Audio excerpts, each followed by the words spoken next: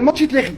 يعني مش عارف هو فين يا جماعه دونالد ترامب؟ يعني انت مش قلت يا اسطى يوم السبت الساعه 12؟ النهارده يا اسطى يوم الاحد والناس ما هجرناش. ما تيجي تحاربنا يا عم، ما تيجي يا اسطى تحاربنا. انت مش دكر، مش عامل دكر انت واسرائيل. ما تيجي تحاربنا يا عم، خلي ماتش الاهلي ده يتلغي يكون يوم السبت.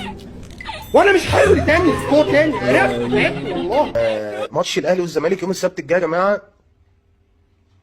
احنا عايزين مرتضى منصور يرجع يقول مش لاعب انا في الساعه دي، مش هلعب في الساعه دي. احنا محتاجينك ترجع تاني الماتش ده بس وامشي تاني. بنرفع الرايه البيضاء. ده مسكوا ولاد العم امبارح تنجيد وقالها لي انا مش جاي. روح انت، اللي عايز يروح بقول لك كنت هقطع التذكره بتاع الماتش مش قاطعها. مش جاي الماتش، رفعنا الرايه البيضاء. لا الزمالك ما ينفعش يلعب الاهلي السبت الجاي، لا الجو ساقع ما ينفعش. بمناسبه لقاء الاهلي والزمالك حضرت حاجه كده حابب اقولها. كل الليالي تطيل ظلامها فقد اقترب اللقاء ولا نريد الملتقى. والله لا نريد الملتقى والله.